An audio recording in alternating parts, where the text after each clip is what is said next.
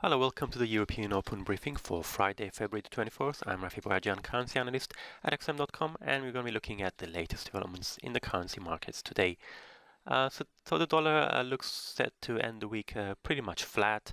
Of course, we had those FOMC minutes on Wednesday, which dampened sentiment about a near-term rate hike in the US as the minutes weren't as hawkish as expected. Plus, we had some interesting comments from the US President and his Treasury Secretary yesterday about the upcoming tax reforms, among other things. And so overall, what we've seen this week with the dollar, it's had an impact on its neighboring countries, the Canadian dollar and the Mexican peso, both of which looks set to end the week higher. The euro has managed to make a bit of a rebound. It's currently testing the 106 level against the US dollar following some developments in the French presidential race, while the Australian dollar uh, is proving fairly resilient, even though we've had a big drop in commodity prices this morning in copper and iron ore, which are major exports of Australia, as the Aussie is being supported by remarks that we had earlier today from the RBA governor. So let's begin with the dollar. Here we can see in orange we've got the dollar yen pair. It started the week much firmer, around 112.90 yen. It's currently trading at 112.66, and in purple we can see the dollar index. The dollar index is doing a little bit better due to as it measures the dollar against six major other currencies. So we had some falls in the euro, for example.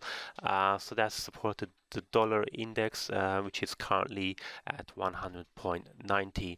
And as a reminder, we had those not so hawkish minutes from the Fed on Wednesday, which the minutes failed to signal that a March rate hike is on the cards.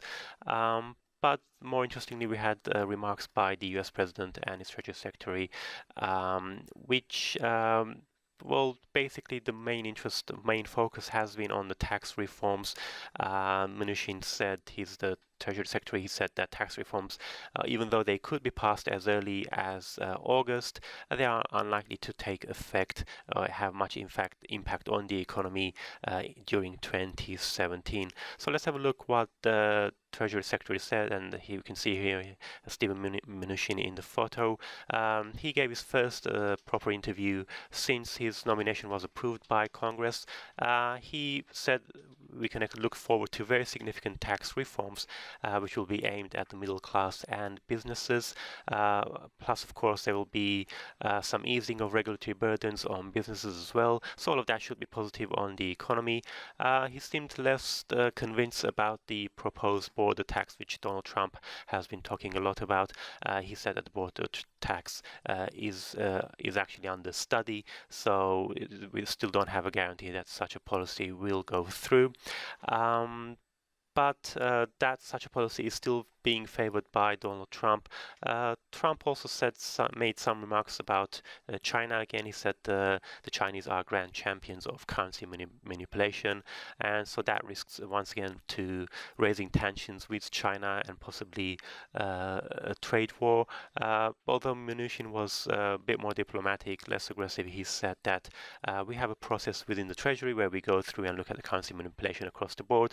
So it looks like even though despite what Trump is saying, Mnuchin appears to be following the usual procedure within the Treasury as to first to have a look at at various studies and reports before coming out to say that before branding China as a currency manipulator. And here now let's move on to the Canadian dollar and the Mexican peso. We can see both currencies have been edging higher versus the US dollar. In the chart, of course, we have got the dollar versus the dollar and the Canadian dollar and the peso. So that's why in the charts we can see the charts going downwards.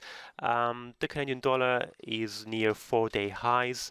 Of course, what's happening with the across the border in the US is helping the loonie this week, but also we've got the oil effect as well, which is a major Canadian export for Canada.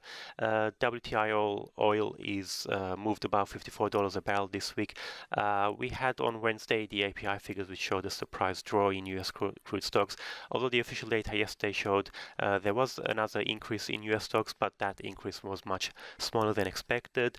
So overall, it does appear to be that oil stocks are gradually moving down, or at least the supply glut is easing.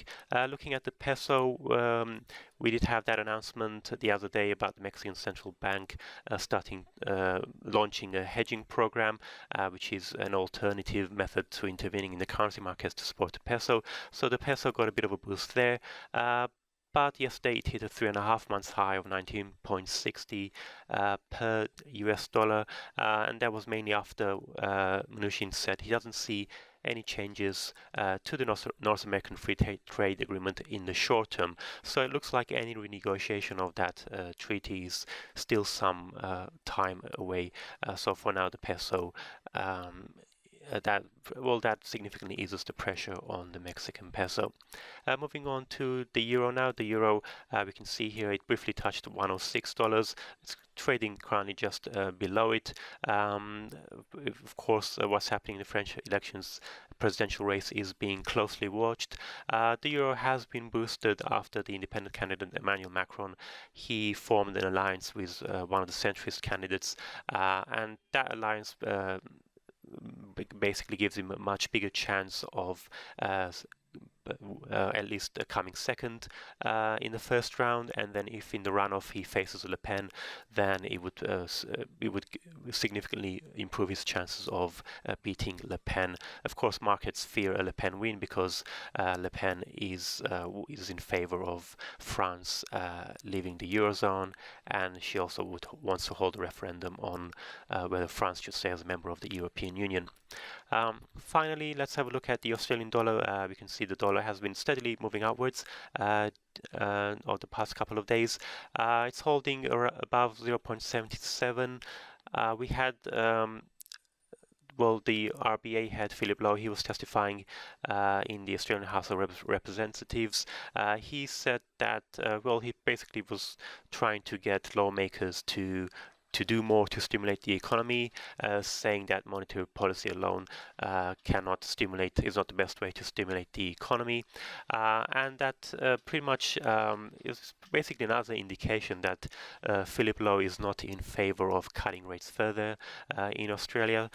So that's basically been supporting the Aussie, even though we had a big drop this morning in major commodity prices such as copper and iron ore. Before we go, let's have a quick look at the calendar. It's going to be a very quiet day. So much of the focus in terms of data will be inflation data out of Canada, and in the US we're going to have the final reading of the University of Michigan Consumer Confidence Index. That's it from me. Thank you very much for watching and have a great day.